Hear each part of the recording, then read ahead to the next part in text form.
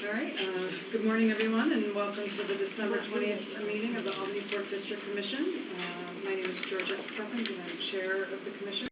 We'll go around the room and introduce ourselves. Noel Finch, Commissioner. Joe Coffey, Commissioner. Don Ray Tagliano, Commissioner. Richard Hendrick, General Manager. Eric Smith, Director of Internal Controls and Enterprise Analysis. Tony Vassell, Business Development and Marketing Manager. Annette Gasperry, Port of Albany. Megan Daly, Economic Development and Procurement. Patrick Jordan, General Counsel. David Williams, Director of Security. All right. So thank you, everyone. In your packet, and ahead of time, you will receive a copy of the November 15 minutes. Are there any changes or edits? If there are none, I'll take a motion to approve the minutes. Second? All in favor? Aye. So, at last month's governance meeting, governance committee meeting, we made a recommendation for the positions, the committee membership for 2018. So for governance, we had Dominic as chair, Noel, and then our vacant position as well as myself as ex officio. Finance committee, we had Joe Coffey as chair, Noel as a member in the vacant position, myself as ex officio, and then audit, we had Noel as chair, Dominic as a member of the vacant position, and then myself as ex officio. And so that is something that we do need to approve as a commission, and so you have before you resolution 22-2017. Second. All in favor? Aye. Thank you. At this point, I'll turn it over to Rich for some construction updates. Thank you. The warehouse construction is moving along well. At the north end, they have most of the excavation for the footings completed, and we'll begin pouring concrete tomorrow. We expect to pour about 50 or 60, a couple hundred yards of concrete on that facility in the next week or so. Friday, we're intending to pour concrete at the dock of several hundred yards down there, which will then begin to bring both projects out of the ground. The dock work is going to shut down for the month of January, just with all major work.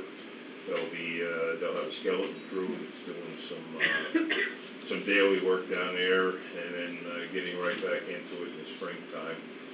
We're still waiting and working with the engineer on that project down there as to what we've been talking about with Ardent Mills and Cargill on any changes to the eco loader system and the proposed unloading system for ships and barges at that facility.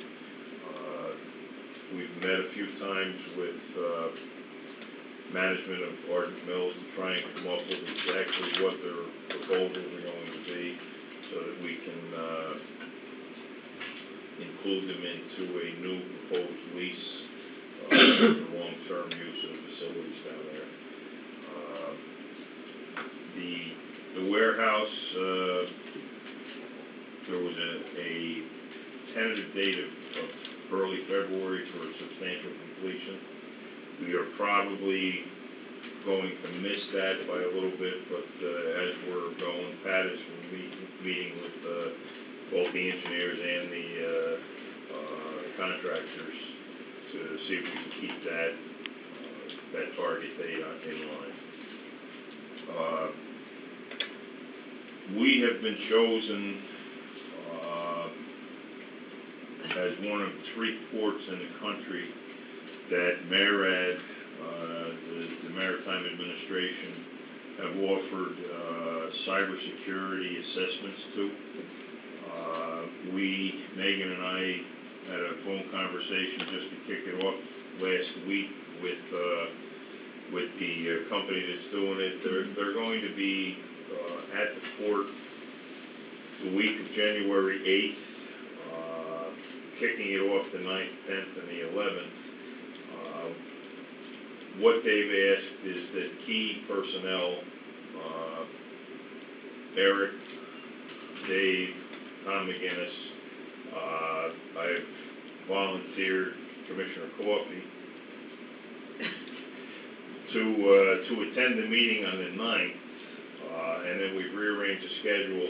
We felt there was a lot of stuff that in your professional career and your work at the port, we've moved that to the first module of the cybersecurity assessment, but it's a lot to do with infrastructure, but what they've said is that they'll want me there for the opening of the week, but then get out because they want to talk to the people, and they found that when they've done this, that people have a tendency to talk more freely if management is not with them. So it's exciting that we were, as they said, one of 3 ports in the country that were chosen for this. We jumped on the opportunity.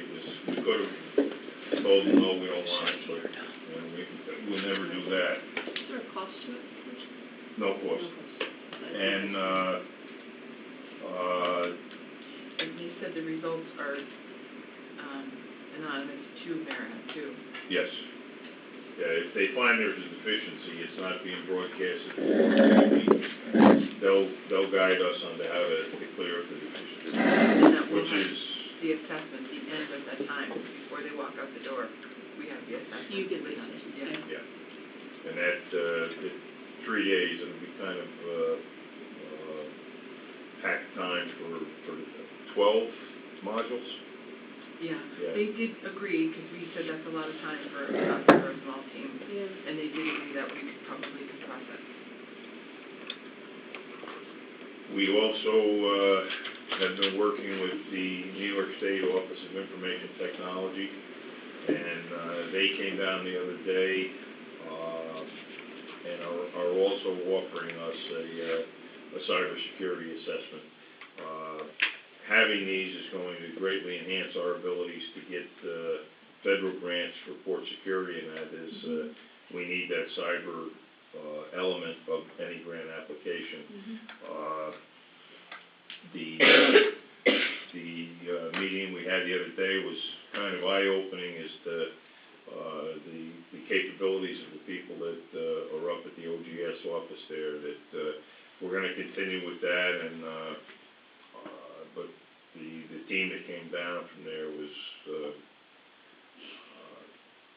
way above my level in cyber abilities. So we're going to be attending a workshop at the OGS facility January 4th, and we'll be working to enhance our security on all our cyber aspects. That's about it. We still don't have anything to report on the DEC negotiations for the new lease. We're continuing as is and working towards some kind of resolution, hopefully in the near future.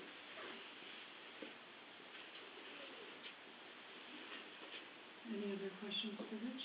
Rich, what's the status of our site cleanup with EPA?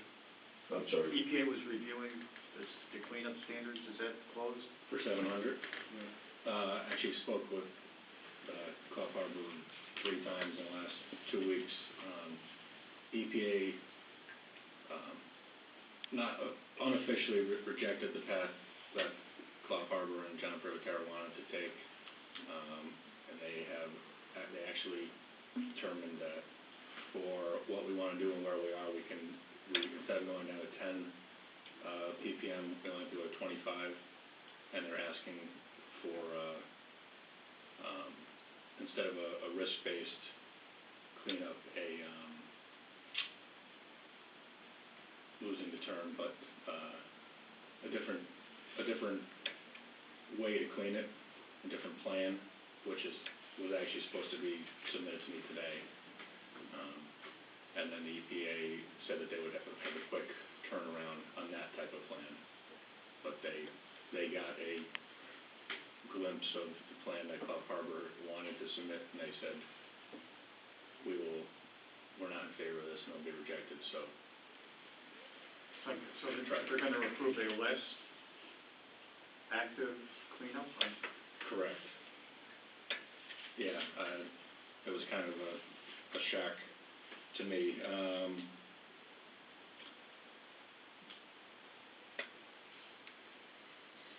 It's just how they were reading their own regs. They're inclined to, anything above 25 still has to be carved away, but they, at this point, would rather have an on-site firm that I told Cloud Harbor it would only work when they submit the plans to us. It's a small area that can be regraded and moved around.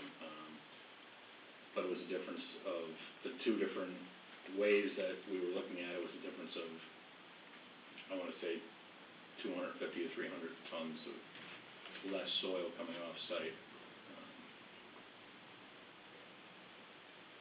I can only relay what Cloud Harbor's telling me of their discussions. I'm just wondering if that has any consequences downstream for people, tenants who may want to use the site, recognizing that the cleanup standards are not as rigorous as what had been initially suggested. Yeah, that was my question. They said the EPA, response to them is that it still meets all cleanup levels for high occupancy down the road. And I can have Seth Fowler maybe come into a meeting if you want, or when they're done, I asked him for a more detailed report that we can give, which I was hoping to be done this week. So. Okay, thanks. Okay.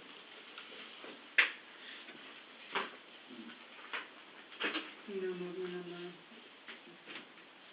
the reporter side, Did we get the report from Steve? I didn't see one this morning. I think, Not yet, but is that what you meant? no, I think Georgette was talking about Spartan. Yeah, Oh, all right, yeah, we spoke with Yesterday. Jeffrey Mathers Monday. We're sending him a draft lease this week, and he said that he would turn around. He was actually in town on Monday. He would turn around. He wants to get going as soon as possible. He expects to start in the springtime rather than the winter months. But it was all positive the other day. Great, thanks. Any other questions? Okay, so then we'll turn you over to Tony to talk about how the last month and the year is shaping out. Okay, thank you, Chairperson Stevens. If you would, please turn to your ships, barges, and tonnage longshore report in your folder. And we had for 2012, comparing November 16, 17, we had a strong first quarter in 17, had a strong second quarter. Third quarter was satisfactory. Now you go back last year, fourth quarter, 2016, it was strong. This quarter was not. It was rather slow. And if you look at the two graphs at the top of the page, left outbound, right inbound, there were a total of 10 ships and barges last November and 2 this November, a reduction of 8. And that's reflected down in the next chart, the year-to-date. Last year, 69 ships and barges. This year, 57, reduction of 12. Our heavy lift project cargo market sector between ships and barges is down 7. So the grain is down 6, and that will continue in that same direction. Molasses fertilizer down 2, so that's around 15. Wind brought us a plus with 4. So We are experiencing a rather slow fourth quarter, and in December, we only anticipate 3 vessels, which would put us at 60 versus 77 the previous year. Now, part of that is due to the fact, I think I mentioned last month at the board meeting, that 3 projects had been not canceled, but moved into 2018. So, can't really judge exactly how many vessels we might have been shifted there. But there was a vessel for the Norte project in Chihuahua, Mexico, that normally would have had 3 ships come in for it. But they consolidated everything into 1 vessel, which turned out to be great for longshore hours and a lot of terminal, but we lost 2 ticks in the count. So that's what it looks like for 17. I'll cover 18 a little later. Any questions on that page?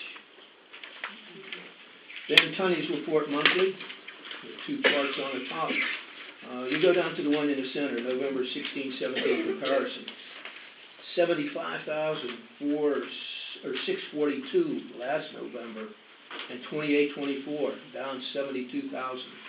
And good part of that was in the grain, 56,000 tons, also down scrap iron, 8,000. So between those 2, that accounts for about 65,000 of the 72,000 reduction. And like I mentioned already, the grain will not be returning for some time. Any questions on November month? Then we go to tonnage report year to date. And you look down in the center, the year to date totals 400,829 versus 238 or 239. On the plus side, from a tonnage standpoint, the project cargo sector is up around 15,000. That's a plus. The grain is down 169,000 overall, which basically is more than the monthly shortfall. Molasses fertilizer down 13, scrap iron down. And so what we have, the commodity and bulk sectors, the scrap iron, well, that's break bulk, the bulk, the molasses and fertilizer and grain account for the major reductions.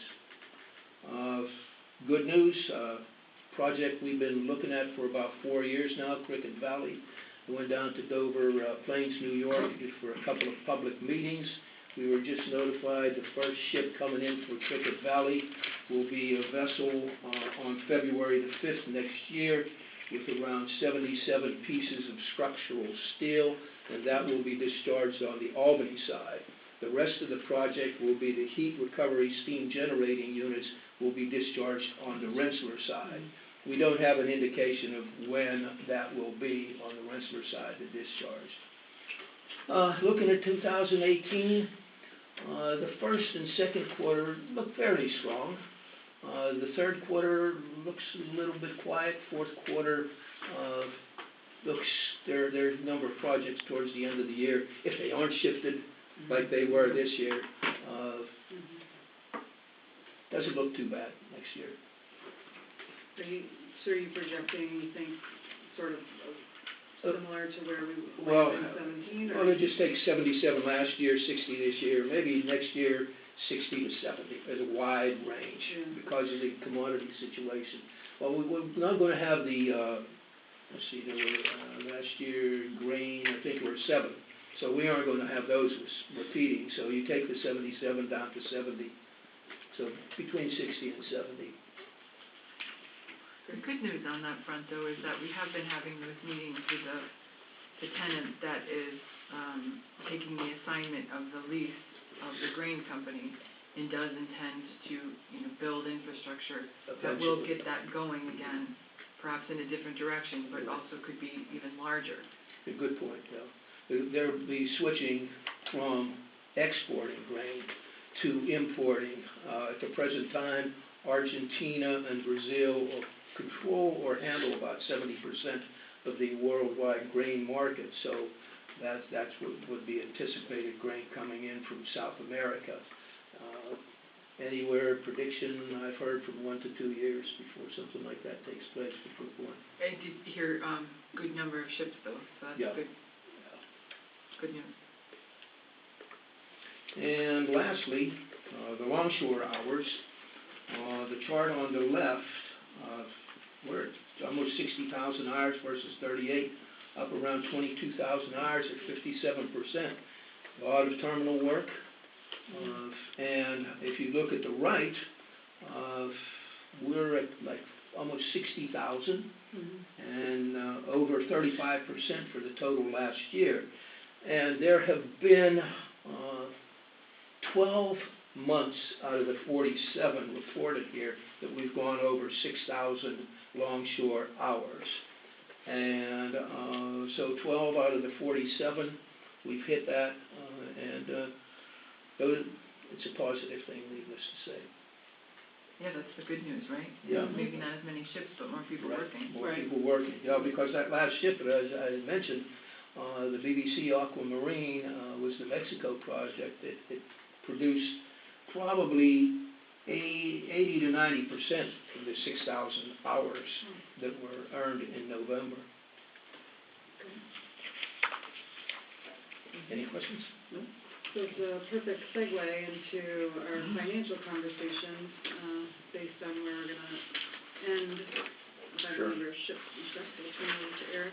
Sure, so, the projection has not changed materially since we last looked at this. The primary drivers of the favorable budget components, specifically within the revenue categories, occurred earlier in the year, which is consistent with what Tony just said related to maritime activity. I'll note that there's a salary projection on here that is not correct. I've reduced the projected variance to approximately $91,000, and that variance is driven by expenses that have corresponding revenue offsets. As an example, you'll see in the miscellaneous line, there's miscellaneous revenue of $32,600. There is a corresponding expense line within the salary category for that amount. So security and such. Not that particular item, that's related to a insurance proceeds on a topic that had been covered previously in the year. But yes, the other drivers of the variance are security salaries, overtime pay, but those are all either billed to customers or billed to FMT.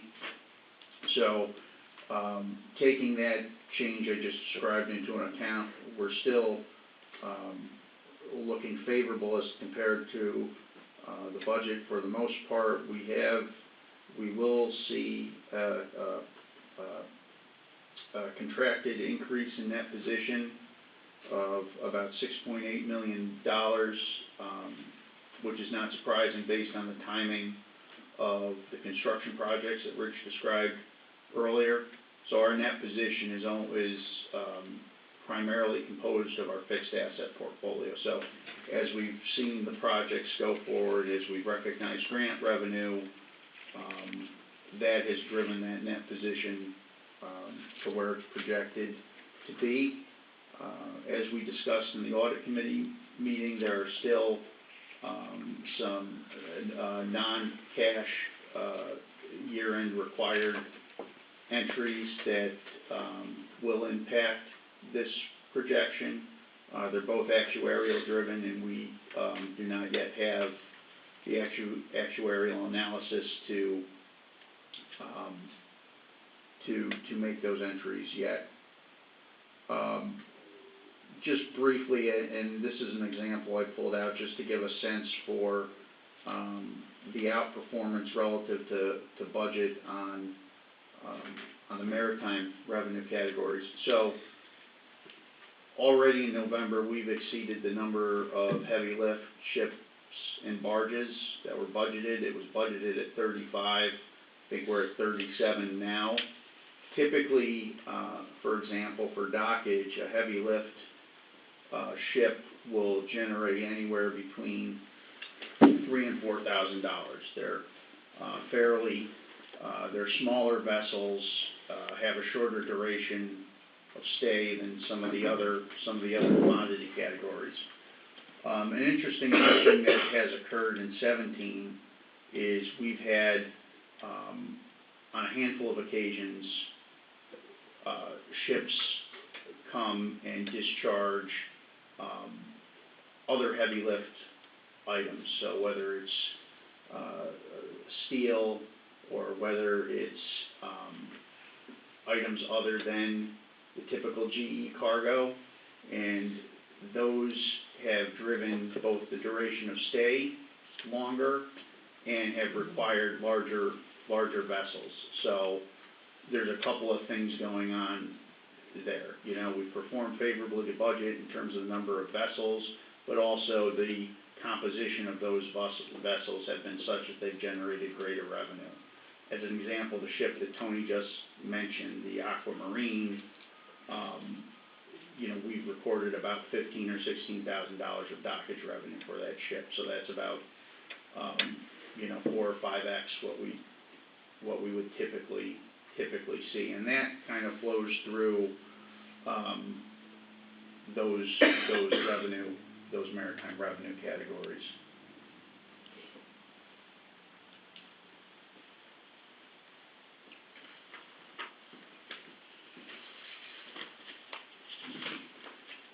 And so, based on how we're wrapping up this year and Tony's comments about projecting for 18, you still feel good and comfortable with our 18 budget that we I off the top of my head, I don't recall the number of vessels we projected, but they're below, I believe they're below what Tony just indicated he expected them to be. So we'll, as soon as we start projecting our 18 activity, we'll be able to reflect those assumptions. Mm-hmm. Any other questions for you? No. Okay. Is there any other business? So I believe we are going to enter executive session. Okay. For the purposes of Acquisition, sale, lease of real property. Okay. For the purpose of acquisition, sale, or lease of real property, with the forced acquisition of securities or sale or exchange of securities held by a public body. So I'll take a motion to enter executive session. So moved. All in favor? Aye.